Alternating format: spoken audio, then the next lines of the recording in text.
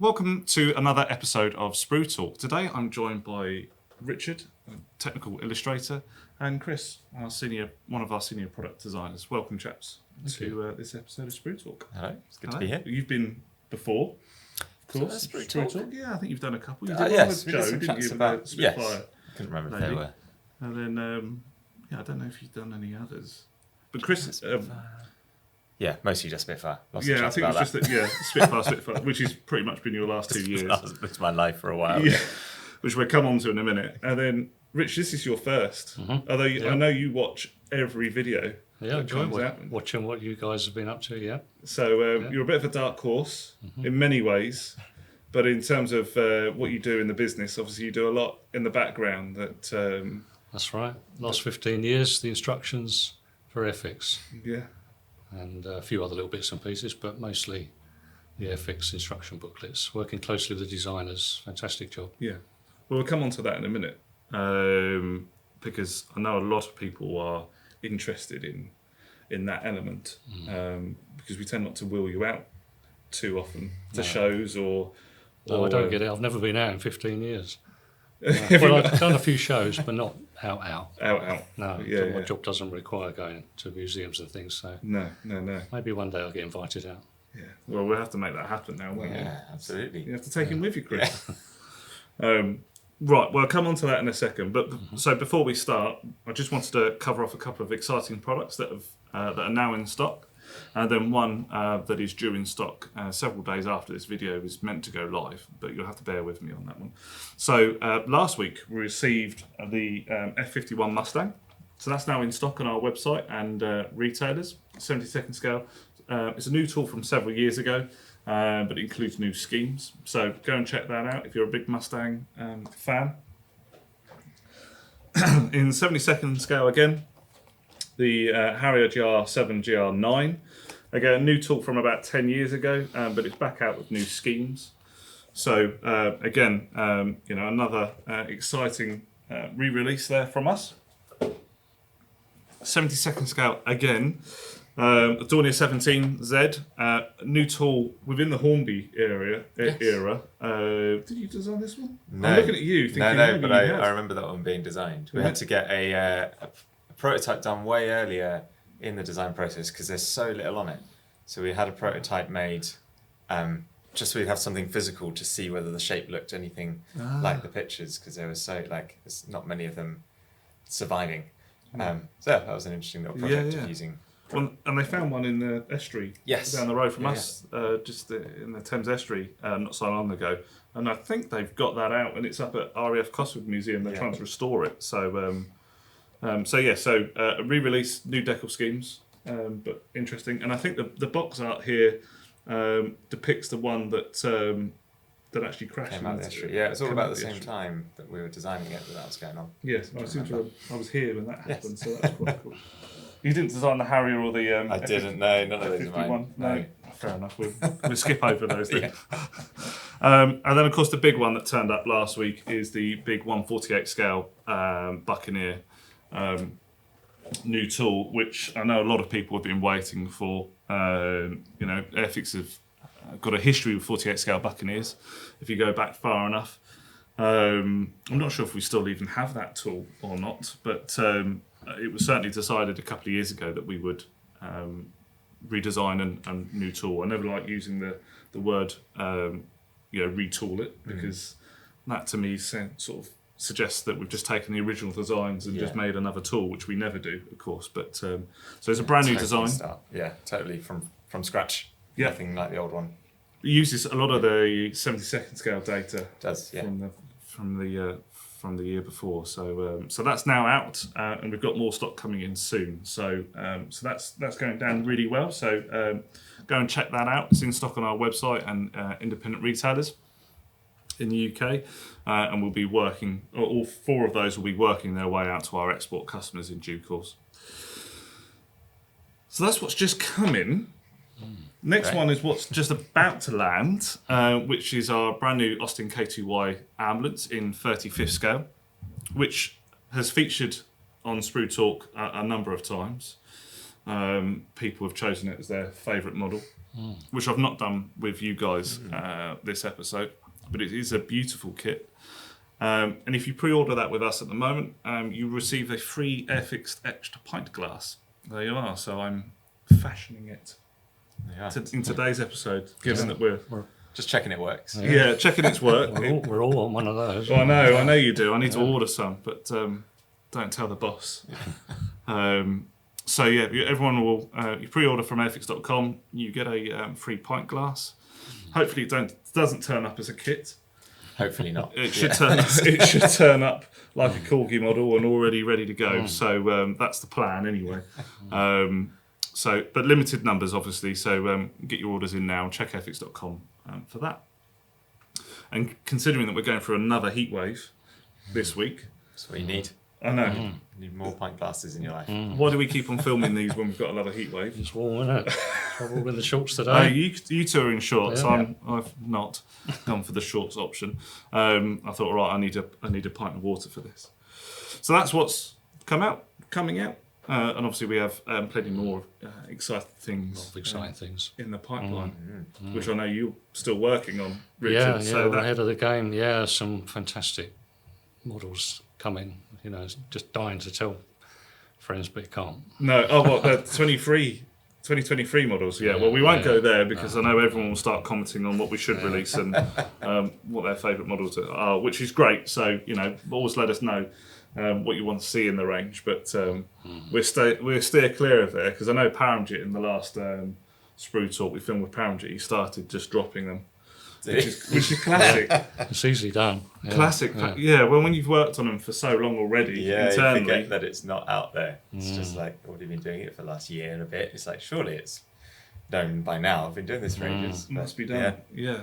And of course, they're built models in the office, aren't they? Of new things and you see them for weeks, months on end. Forget like what's been talked about, what's not been easily done. It's best if I just keep quiet. That's why we don't roll Richard out. That's why I'm not wheeled out. So. There is a table in the office, isn't there, opposite Luke, our researcher, that seems to just be dedicated to new test shop builds. Yeah. Which is always quite clear interesting. Everybody else's desk and it goes onto that one. Yeah. Lots of stuff on there. Which is always very tempting, and why visitors can never go in the office, of course. To clear everything away. It's like, your desks look remarkably tidy. It's like, a PC, keyboard and a mouse. Yeah. Everything's just been shoved in drawers. Yeah. So, and God forbid anyone ever looks at your desk, Rich, because you've got so many built models. It's a bit untidy at the moment, isn't it? It's a bit slowly getting buried and running out of desk space, but I think after this project I'm just finishing, can I say no, perhaps I shouldn't. I'm going to have a good tidy up for the next project. So I think I know what you're working on. You're working on the Anson, aren't you? I can say the Anson. You can say the Anson. Yeah, I've just finished literally 2 seconds ago before we sat down here. So I just come out the printer, final checks, the instructions on my part, which I think we were waiting for. It's not often we're waiting on me. Usually there's the box art and more test shots, but unusually in this case, we was waiting on the instructions to go to print. So Martin's doing final checks as we speak, and then it'll be hit the print button. Is that because obviously you've done the instructions for the big Spitfire? Do you think that that's just overrun? There's been knock-on effects with such a big project with the Spitfire that other things have suffered? Probably a little bit interrupted other projects. Always other little projects in the background. So we kept changing our mind on builds a little bit, didn't we? Which for good reasons too. Yeah. We wanted this to be absolutely a beautiful set of drawings and easy to follow. Yeah. So there were situations where we look at it, didn't we, after a few weeks and think of maybe the engine build would do slightly differently in the illustrations. And it was certainly a project that more than anything else that I've worked with you on, I think has had the most changes. And it's partly so you kind of try to create a rough build order when you're designing it. You have an idea that you think. Let's talk process then, because obviously you guys start out. Let's say you guys, the designers start out with Luke, the researcher, and sort of find the real thing and start scanning things and tracing things in CAD. Well, I'd call it tracing. I'm sure there's a technical term for it. and building it up from there. At what point does Richard get involved? I guess you're constantly thinking about build process. You got to have an idea, yeah, absolutely. When you're like making new parts, that are these physically going to go together, and then you hopefully will have some sort of general idea of overall order. But involvement with Richard doesn't really happen until the design is basically done, and we've got the prototype, and we're kind of happy we've got the right parts, like, because we don't really need to involve Richard in the instructions until we're confident of how all the parts are going to be, and up to like the prototype and a bit after that, some of that can still change. You know, we build the prototype and think, okay, that didn't work, we need to alter this. So go through all of that process. But in that, I'm trying to figure out, and the designers are trying to figure out an idea of build order. And obviously you've got to have something in mind as you build the prototype. You need to and so you use that experience of building that. And then we create a very basic document with just screenshots of, okay, this bunch of parts, then this bunch of parts, and this bunch of parts. Because the prototype turns up and all the parts are just in an individual bag with no numbers on. Well, so sometimes they have numbers on, sometimes they don't. Depends whether we remind the guys who make it for us. So that, yeah, we got to it takes quite a while of, obviously you haven't got the frames and the letters, and so lots of looking back at our CAD and checking the part numbers. I guess a lot of the kit is obvious, but sometimes when you get down to smaller parts that start to look the same, it's like, I'm really actually not sure what this is. But you only get to build that once, obviously. And so you have okay, that worked as a build order, so maybe that's the one we should do. And you create these rough idea screenshots and give that to Rich, and he creates the instructions. However, for the Spitfire, when we started to get the test shots and we build those up, became apparent that maybe the order that I had done the prototype wasn't necessarily the best order. As an example of this, we did it for the prototype. I built the fuselage as one assembly and then the wings as one assembly and put the two together. However, then there was this gap between at the wing root between the fuselage and the wing. There was a big old space there. And then a prototype, I put that down to dodgy modelling. But as it happened a couple of times building it in the test shots, they're this is an issue. So I then tried it a different way where I didn't complete the wings. I just put the fuselage onto the bottom wing and then the top wings on afterwards. Which is how you build the 72nd scale. Is it? Okay. I think so, yeah. And that just allows you to place the top wing a little, in a way that doesn't give any gap. And it's 0.2 of a mil. It's tiny, but it's enough that you can see it. So that was quite a big change order, which I then had to go sheepishly to Rich and be like, I'm really sorry. I think there's a better way to do this. And obviously that's there's quite a lot of stuff that's involved in that. Normally it's a day or two's work, but in these cases it's 3 weeks or 4 weeks work. Oh, I felt so bad. That's fine. I mean, it don't bother me what I do. I'm just paid here to churn it out, and if the time's there, then that's fine. We don't seem to work through the night or anything like my old job 15 years ago. But yeah, we just get there in the end. So you're the first person to build it, aren't you? Yes. A new tool, the prototype. You're the first person to build the prototype. The only person. Yeah. In fact, the test shots come through. You're the first person to build the test shot. Yeah. Richard is often the second, I guess. I feel quite privileged about that. Yeah, quite often. Yeah, very much so. So with the Spitfire, you built a couple of those, or just one as I went. Yeah, I didn't have time to build more than one. Yeah, it helps to build with all the instructions, build the model as I'm going. Sometimes I do jump along a little bit with the instructions, think, hey, I'll spend the afternoon modelling and just see if those drawings work. But it helps enormously to build as I go. It hasn't always worked like that. So there's been the odd occasion where the instructions had to be done and we were waiting for the first shots, but they not on this scale. They're just smaller aircraft, and they're easy enough to do with just the CAD file. Yeah. Without the parts. Well, I was going to ask, how do you? Obviously, the instructions are a 2D line drawing, aren't they? Yeah, they are. Oh, they finish off as a 2D line drawing. Literally, but yeah.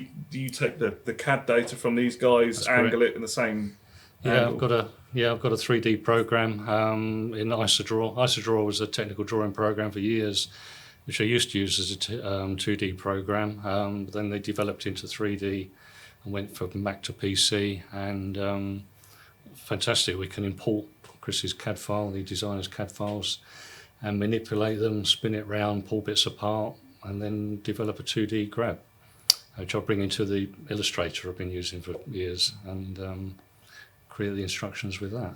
I mean, it's not a fast process, though, is it? No, it's making it sound like a quick one, but it's Yeah. not really, is it? No, there's quite a bit to it. How many weeks have you spent on the Spitfire then?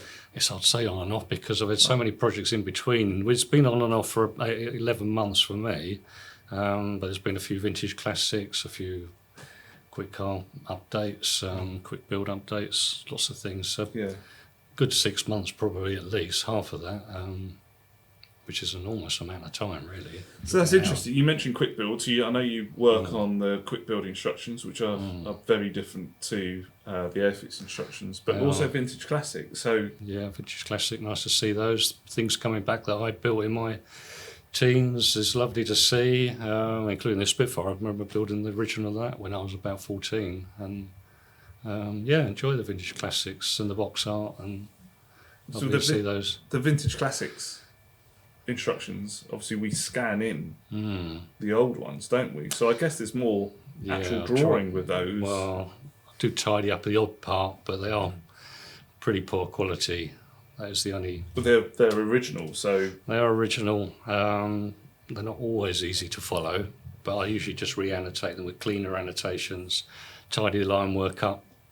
Sometimes make more steps, because sometimes with those other ones, as you know, you might only have 2 or 3 steps and lots of exploded parts, and I might break it down into about half a dozen or a dozen steps, and but the line, well, there just isn't time to redraw it, unfortunately. no. I guess the vintage classics, some of those have only ever been seen as header card, like header bag right. releases, hence the really basic instructions. So it's great that you're expanding on those as and when you can, really. They're nice to do. They break up the job from doing weeks and weeks on a certain project. Some of these 48 scales can take a month or two, and the vintage clay is just a nice little project for a few days. Quite varied in the work.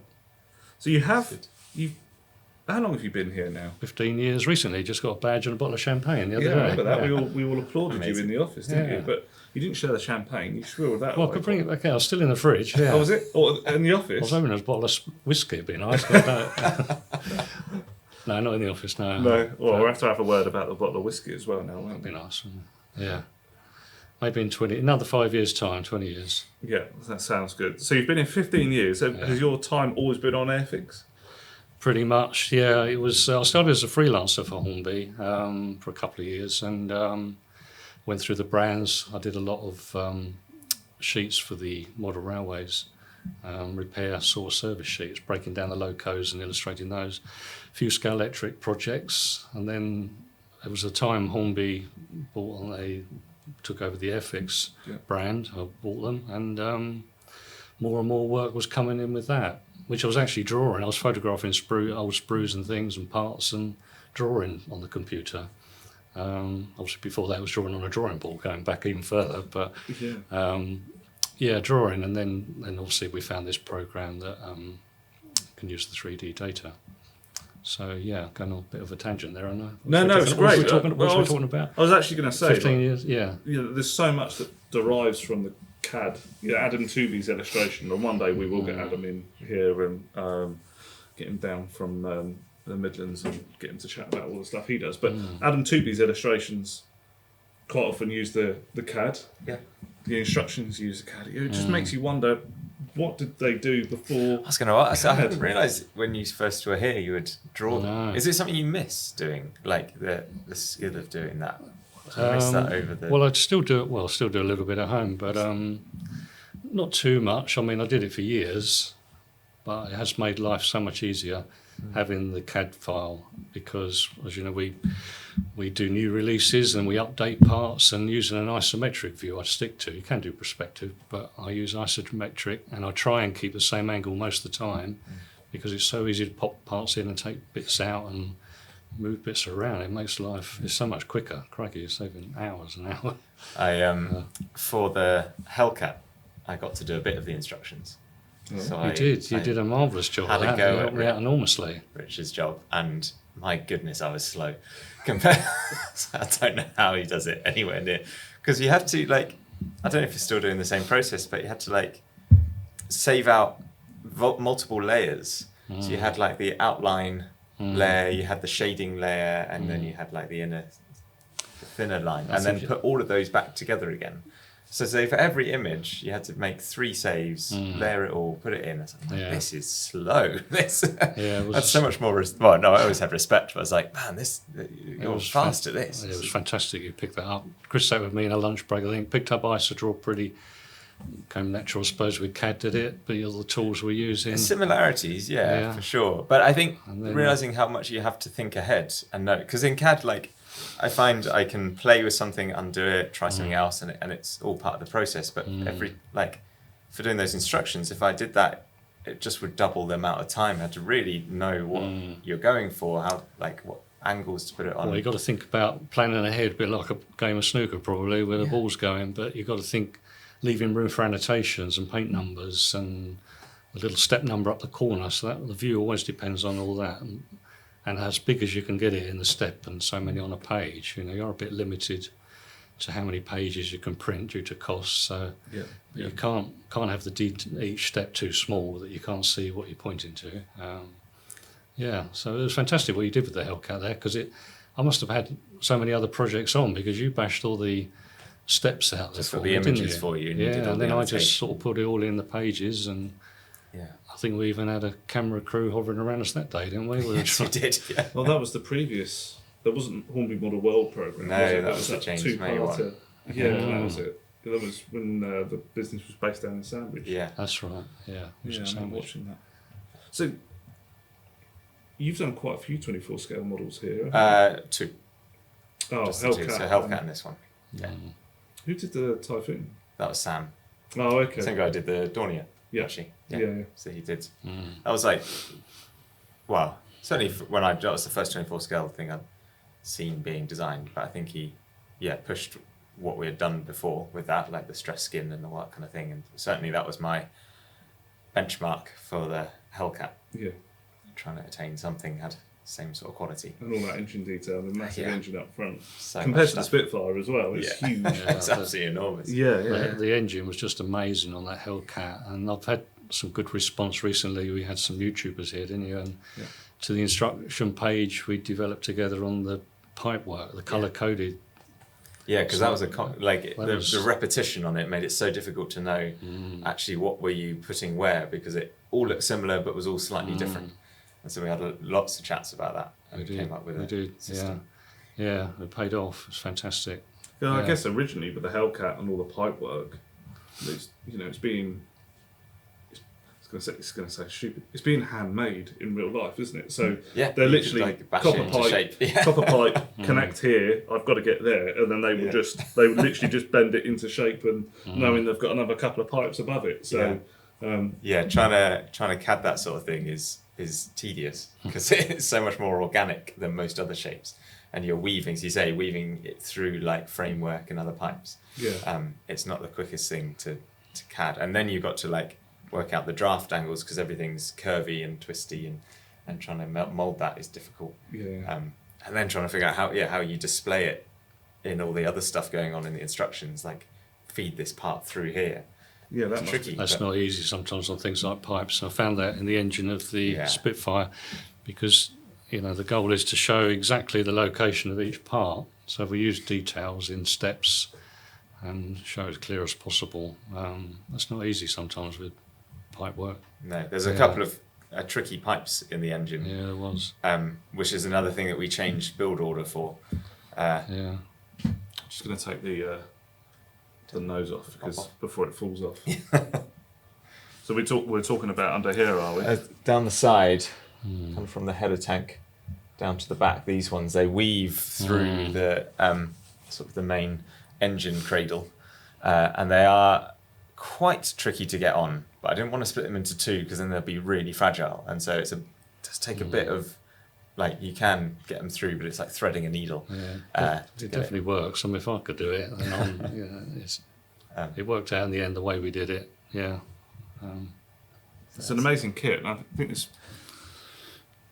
340 odd parts to that. Something else interesting, I think, with the CAD files that we've had to do for this and for other like large projects is we have to save a copy. Oh no! I did it! I knew I was gonna pop that off. I knew it. Okay, That's not off at Duxford. So okay, that's fine. It's not snapped. I blame Duxford for that.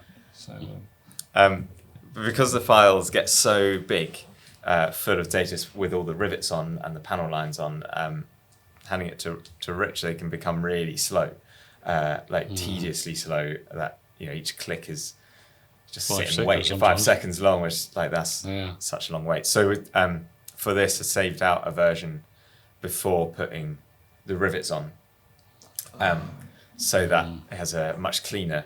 Also, the rivets can do weird things in the instructions. They do, yeah. The program I use, IsoDraw, it generates the 3D into 2D by drawing every little line, and every little rivet, it draws a line between the rivet to the next rivet. Yeah. So it just turns into a big black blob, basically, in the illustration. And so I was used to go through and delete all those lines, didn't I? It took forever. Yeah. So it's fantastic, you guys. So we have to be able to suppress all that rivet detail on the part to be able to generate files. To get that's good. That's lessons learned and a new way forward. In your 15 years then, or certainly the time that you've been working on Airfix instructions, what's changed? Because I know Hornby, it's all the products have been designed in CAD, so you've always had that to play with, I guess. But yeah, they've always been in CAD. The big change was finding IsoDraw, which when I started here, it was a young lad, David, worked on the Hornby. He saw what I was doing and tracing off things on the computer. He said, "There's got to be an easy way to that. Surely." He's just come out of university using 3D programs. So within a few days or weeks, we found IsoDraw had this 3D program. So that was one of the biggest changes. Changed overnight. It was amazing. The guy came in here and trained us up over 3 days and never looked back. It's fantastic. Other changes, perhaps with the brief, we've just become so streamlined and professional with the brief from the designers, again, saving so much time. Several years ago, we'd sit down, just have a chat, and I'll make a few notes, and perhaps builders ask a lot of questions as we go. Still ask questions, but more questions. And but the brief you guys give now is tremendous because you're making up this start from the first shots. I always jokingly say, don't make it too good because I'll be without a job if you start sticking arrows on it. But yeah, hopefully not. But that helps me enormously. And we all have a go at building it in the department, in our team. Sometimes when our manager Martin builds it, he might think about a slightly different way for one or two parts, and we just update the illustrations. There's always, there's multiple different ways you could arrange the assembly, but we do try to, as you through other people doing it, Martin building it, the other designers building it, you can begin to refine a better way that reduces the likelihood of errors. Like with the wing issue, but also other bits. If you build it this way, you've got to get it really accurate to not get a gap. Or if we change the order, actually you have way less likely that you'll get a gap. And so there's so much time put into trying to perfect the arrangement of your build. It's not just this is one way and have a go. Really have tried to think about it. Yeah, and I know the designers are adding sort of masks, parts to the kits now. So they're not part of the final build, but they help the process, the modeler, through their sort of modelling process. And I guess if you're a really advanced modeler, then you could look at the instructions briefly, but actually or you think absolutely, and I'm very similar minded that I take it as a point of pride to avoid looking at instructions whenever building something. IKEA furniture, it's like, no, I know what I'm doing. That's desperate as a sense of satisfaction. But at the same, and so I get that. But we also really tried to make sure that we've found the best order, and so do look at them. Like, if you find you've got big gaps between I'll have no sympathy, because you probably, but actually no. Now, if you say you definitely follow the instructions, I apologise. So, don't go back on it now, Chris. no, I need to retract that quickly. But we have really tried. Yeah, it's not a design thing. It's more of it is a build. There's both sides to it. Yeah, you could think, oh, what do I need to add material to the part, or actually, like one of the other designers built it and they didn't have an issue. What was different? And often it's the sequence. It's like, the parts are actually fine. It's just the sequence. There was more options for error, in one way than there is another way. Yeah.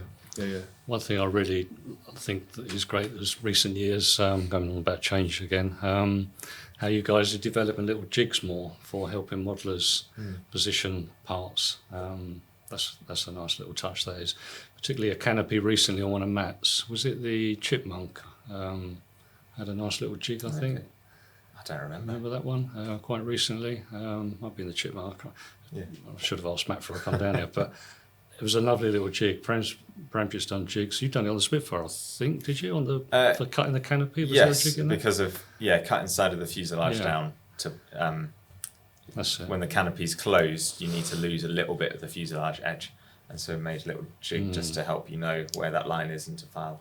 Yeah, so we highlight that usually in mauve and very clearly do not glue jig to part. And I think that's a great little addition. Yeah. I know the process of what you guys do is very streamlined now. It's been perfected over since 2007, 2006, 2007. Yeah, something like that. It's pretty well oiled now, isn't it? You guys meet every month and have your secret squirrel discussions about the projects and things. Yeah, show our wares. Yeah, look at everybody's project, go through it, give anything that any of us see, like, if you thought about that, does that work, etc. So try and... And that's really interesting to see, because we do get a little bit in our zones upstairs with our headphones on and our own projects, and I've almost don't forget what you're doing, but where you got to, and it's so interesting to see when it's all on the big screen in the meeting room once a month, how far you've got with the... Don't say it. With the thing. With the other thing. Which is just fantastic. It's just mind-boggling how you put the detail in. It really is just incredible. Yeah.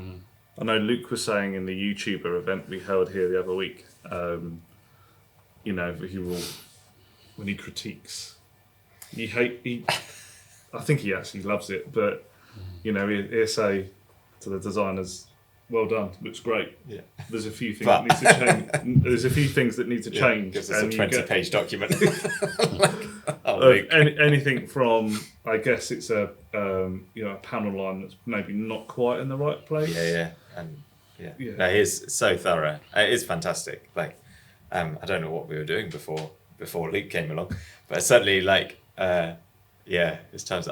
He said, could you send me over the screenshots of all the rivets? I don't want to. I know you'll find something wrong. But I do, because he convinces me it's the best thing for the product. Yes, okay, you are right. But he's so fine. So on the rivets, I remember you guys having to do those individually, and then someone told me, it could have been Matt, the designer of the Anson and other things, you can now draw a line and it plots the rivets out. We've been the software has so many different ways of doing something, and so there are patterning tools, but then there's probably 5 different ways to kind of get to the same place, and a few of us we kind of use different. Actually, each have found one that we prefer, but they all have different advantages and disadvantages, and one of them is speed, how fast the computer can process it. You can do one way that has probably the least amount of clicks, but actually it's really slow for the computer to process. Or there's another way that involves a bit more work at the front end, but then every time you regenerate, the software's quicker at doing it. And it's funny little niggles like that we keep finding different ways of doing rivets. There's different ways of doing that line, so whether they are proportional to the line or whether they have a fixed dimension and different things like that, depending on. So it isn't. It's every bit actually we kind of has a slightly different way of doing rivets depending on what that is on the kit. Yeah, and always finding new ways. Like the last project, I did it a different way, tried something else. I created a whole separate file that was just the rivets on this one. So I sort of did some of the sketch data with these two parts over the top of each other, but then in a whole separate file, created all the rivets so that it wasn't increasing the file size and the slowness of one and then put them back together again. I know what you're talking about now, and there's a lot of rivets on that. There's a lot of rivets on that. We can't tell you what that is yet. A lot of raised rivets on that, so I don't think that gives it away. But so just experimenting with different ways, and it still feels like we haven't found peak optimal way of doing it, but we'll keep experimenting. Yeah, well, that's cool though. Is there anything, Rich, that you just, because you're an artist, aren't you? Yes. When you go home, you Yeah, draw. I was drawing late last night. Someone's asked me to do a cartoon for them, so Thank God you said cartoon. so yeah, I do. Painting is my thing. Wildlife, get a few dog commissions and that, but it's just general. It's a hobby really, and all sorts of painting, landscapes, watercolour. I discovered pastels 10 years ago plus, and I love painting with pastels. They're particularly great for animals, wildlife. So that's quite a nice relaxing way when I get time. There isn't a lot of free time at home because we're lucky enough to have 7 grandkids. Keeps us busy weekends. We've got the commute, of course. Enjoy cooking evenings. So I do make time for it, but it's usually early on a Sunday morning while the wife's having a lay-in or something like that. Yeah. I just wonder if there's anything in particular that you really enjoy about your role. Was it a combination of getting to that end product? I find it, as I get in towards the end, it's like a huge puzzle. It always reminds me of fitting it all together, getting parts on the same page that I want. I don't want something trickling to the next page. It becomes a bit of a challenge, and when it starts coming together, you can almost see it's going to fit on the last page. If I'm giving myself sort of 16 or 20 pages, then I'm really delighted. Yeah, then I'll just finish it all off and tidy it all up. And of course, I haven't talked about paint numbers yet. Going back to Luke, does a tremendous job. When I give him the first proof of marking up all the paint numbers, he's got all the reference, he's seen the aircraft, he's got all the photographs from the designers. It gives me a fantastic brief. I mean, sometimes he goes overboard. He's doing a PowerPoint presentation with he's the most helpful lad in the world. I've never seen anything like it. Where all the internal decals are going, we've got to think about. He's done that this morning. On the Anson, the rear door, we've got 3 decals inside. I don't know where they go. So he's found all the reference and the numbers from Jonathan's decals. I used to go back and ask Jonathan. And he's, again, another helpful chap. He'll send you the information straight away. But Luke's doing a fantastic job on helping me with the putting all that together. Yeah. Jonathan actually, one of our main decal designer, was on one of the previous Sprue talks. So if you've not caught that, definitely go back and find that. He couldn't be with us, but he sort of video called in. So go and check that out. It's very interesting.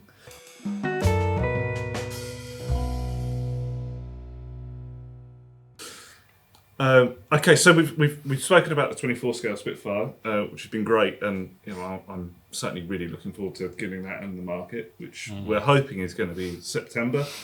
The tools are sort of bobbing their way from China to the UK, and we're going to make it in the UK. So they're sort of on a container ship now. So until that container lands, then we can't. It's really not difficult. in control. No, really difficult to put a date on it. And then obviously until our manufacturing unit in the UK gets hold of those tools and starts to squirt plastic through it, then we still can't really put a delivery date on stock. So it's a different challenge to producing where we usually. But so hopefully September, I think nearer the end of September, we will start to see some quantities of Spitfires hitting the shops. So next. Starter set Spitfire. We'll starter sets in general, but I know we're very Spitfire themed here today. we took a different approach to the starter set Spitfire instructions, and I don't know if you guys can sort of walk us through that really. Yeah, we did. They're fantastic for a start. They're the whole model with the less parts to help get the younger or beginner into the modelling. We sat down many times to discuss what should we include in these instructions. We talked about, well, certainly having illustrations of the sprues in the instructions, which we modified. We've got a nice little addition to that I'll show you in a second. Showing the modellers how to apply transfers. We made a hint and tips sheet to go with them. We were very pleased with them. We wanted an input on that and what sort of illustration should we include. Very pleased with that. We got it all on one sheet, didn't we? It could have been double-sided, but that was very good. I think that there's less steps, there's less parts, and it does look a bit busy in the illustrations, but if you study it, it's hopefully quite helpful. It shows what not to glue, what to paint. We developed a new paint number style, didn't we, with a little paintbrush with a colour, which we've carried on through the rest of the models now. That's a nice addition. It would be nice to put sprue drawings in all of our instructions. I know a lot of people would like to see sprue diagrams. Excuse me. It's just really down to cost with an extra page at the moment, but whether that could be something we could look at. I guess with something as big as the Buccaneer and even the Spitfire. Other than Spitfire, I don't think the Spitfire's going to be in a smaller box than the Buccaneer, isn't it? Well, the volume is the same, but the shape is different. So yeah, it's like smaller plan, but it's deeper. Yeah. Trying to put a picture of the sprue, illustration of the sprue on each step could be. No, we'd never be able to do that. I was thinking, sure, with the Mosquito 10, 12 years ago, we did do sprue diagrams on a few pages.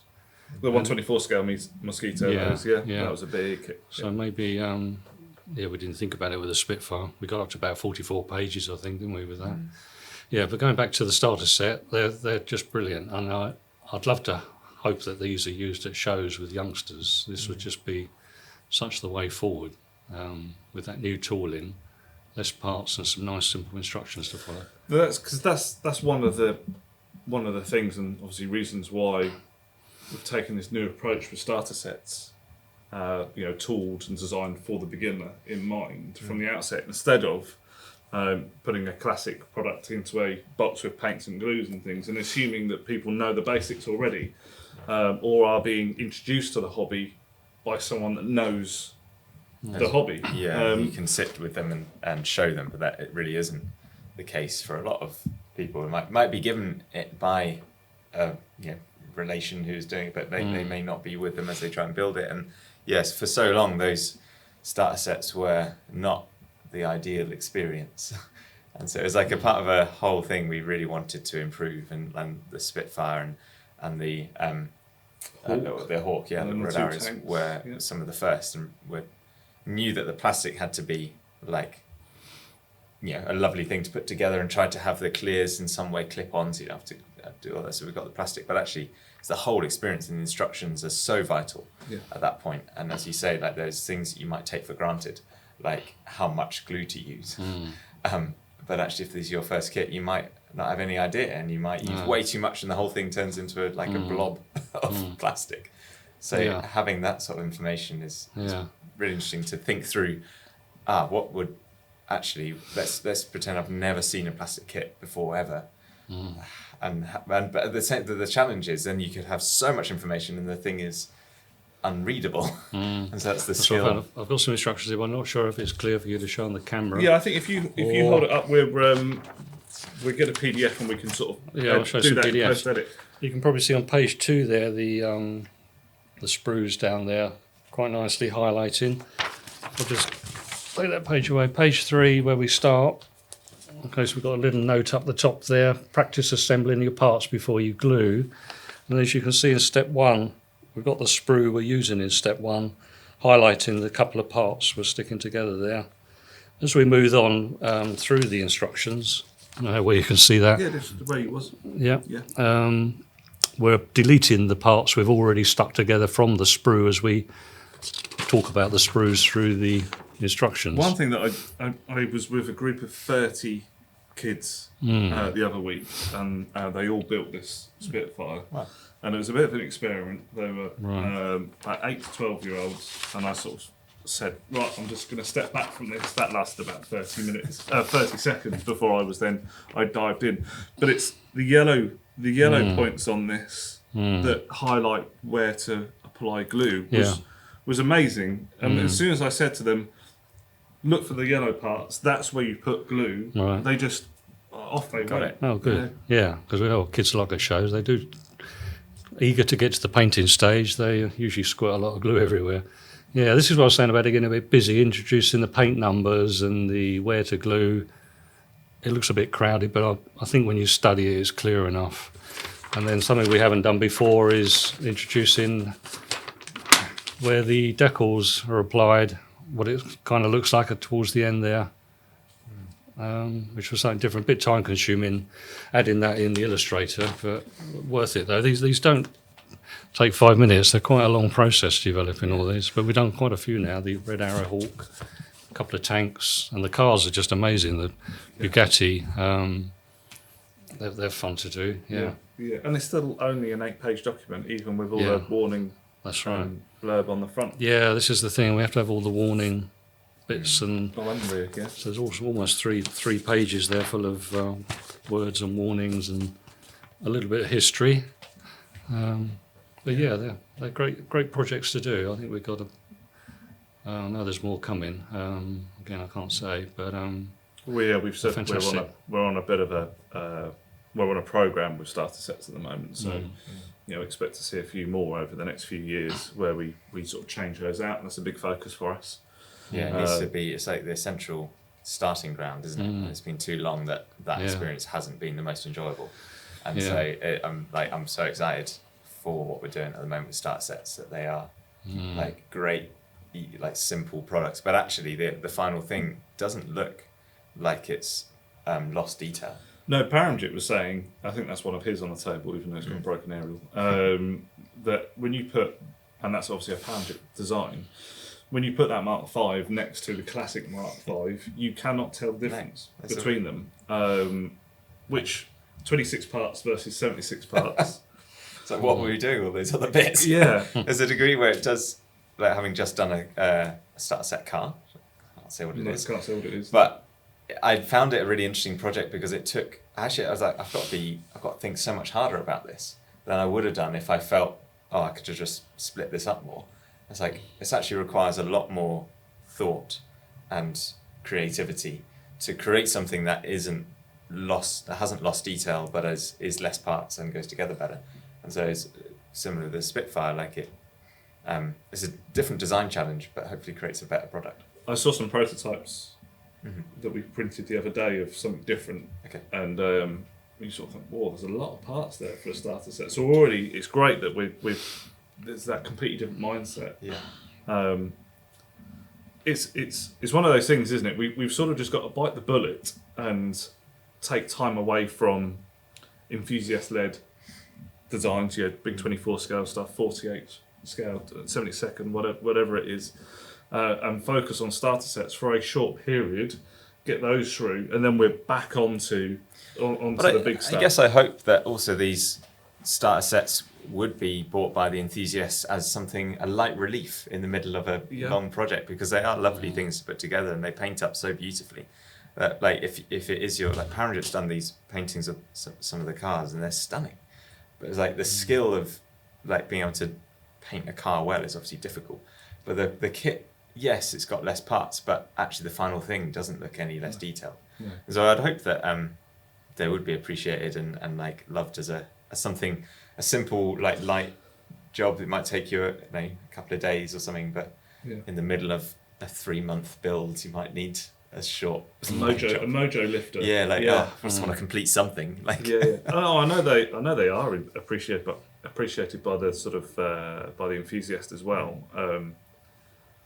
I know we did the teaser video for the Jaguar starter set that hasn't come out yet, the 43rd scale car, and I think we teased that in the advent calendar last December. And everyone's going, "Christ, it's really rubbish detail and blah blah blah blah blah," because they all thought it was 112 or 124 scale. You know, this thing is going to come out this big. Yeah. And when we actually announced it, no, it's that big. It's that big. So because the camera work by these guys when they blow smoke up, but you didn't get a sense of scale because the detail was still there, which was fascinating.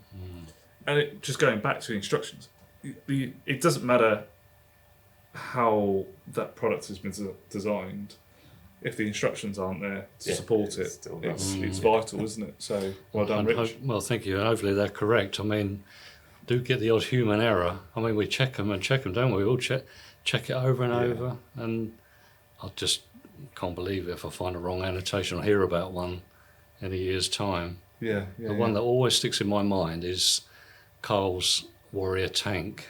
We are going back, the 48th one. Yeah. And I remember sitting in the back garden in the sun going through, there's only going to be one, I was almost going to say there, but I'll just say, well, there's not going to be one error there.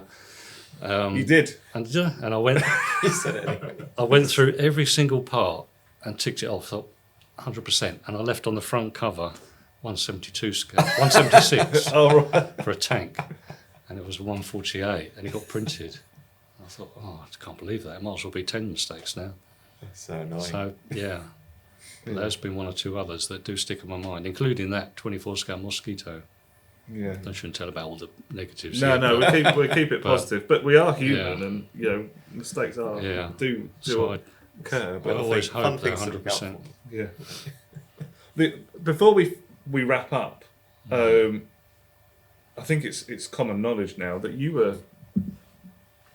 was drawing people's faces on pilots, weren't you? In instructions. So the designer's face was going on the pilot. Yeah, that was a bit of fun when it first started because it was either Scott or Matt mentioned the idea.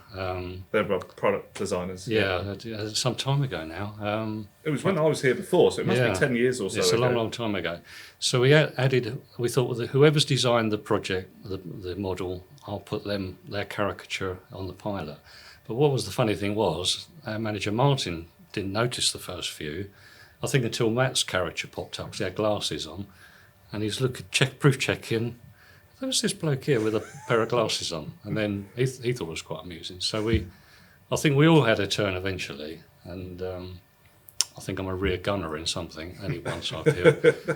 And then it just ran its course. I think it got talked about too much, and people kept talking about it, and we sort of knocked it on the head now with people coming and going. Yeah.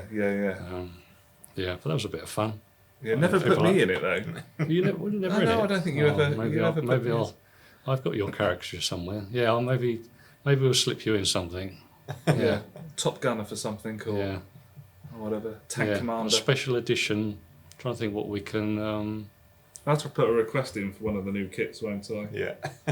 Yeah, because we don't always have pilots these days, do we? No, that's I don't know why. Why is this? Why like the Anderson hasn't I mean, we've started a big debate now, Rich, but there's a huge cost, both in terms of sculpting new figures. Right.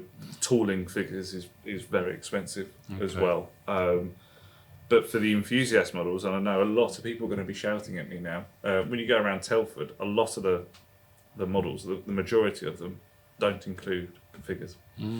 So, why would we go down this huge expense and add cost to the product, increase our payback time, add to the retail price point as well for something that is not being used? And I know the people out there that do add pilots and want figures will be screaming, but there is an aftermarket section for that. So to try and keep the price of these down. Well, that's okay. If there's an aftermarket thing for it, then that's probably fine. Isn't There it? are, but you have to pay for it. But if we included them in every release, everyone would have to pay for it if you're not using it. So, we are still including figures. We haven't with the Spitfire though, have we? But we have with the Buccaneer. So that's one of the reasons there. But yeah, good. Right, we'll put you in the next one then. yeah, thanks. I'm gonna have to try and choose an appropriate Big quiff. kit. Yeah. The quiff is. Someone actually come up to me the other week up at Biggin Hill and just went, "Oh, you must be Dale." I was like, oh, right, yeah, I am, yeah. How do you, well, this. So, right. Got home. Yeah. Get it cut. I know. Anyway. That's great. Thank you very much, chaps. I think it's run its course. Thank you. We've got a couple of bits to beep in, guys. But we'll leave them in. We think we'll just beep them. Yeah. Not the conversation after we had that quick break. I think we're taking No, that. you could put that in the outtakes at the end. That would be kind of funny. Yeah. But thanks for inviting us in today. It's been a pleasure. Yeah, Yeah, no, it's been great. Thank you for joining us. And see where the Sprue Talk room is eventually in this building. I never knew where it was. I commandeered this room. Yeah. All the brands were using it. And then I thought, well, if I get a sign made and screw that to the wall, then sort of stamping the territory. Well, so Pete Ollie would be proud to see you using the old ball table. yes. Yeah. Still here. It's polished up quite well, isn't Yeah, it? So, nice bit of furniture. Thanks, guys, for joining me. Thanks, Rich. Al. Thanks, Chris. Thanks, Chris. Don't forget, if you've liked this video, click like, subscribe if you're not already a subscriber to our YouTube channel, and comment below on what you'd like to see us talk about next. Equally, what you'd like to see us release next. The guys have given some hints on what's coming through, so perhaps you'd like to guess at what some of those could be. But thanks again. Thank you for joining us, and we'll see you next time. Thanks.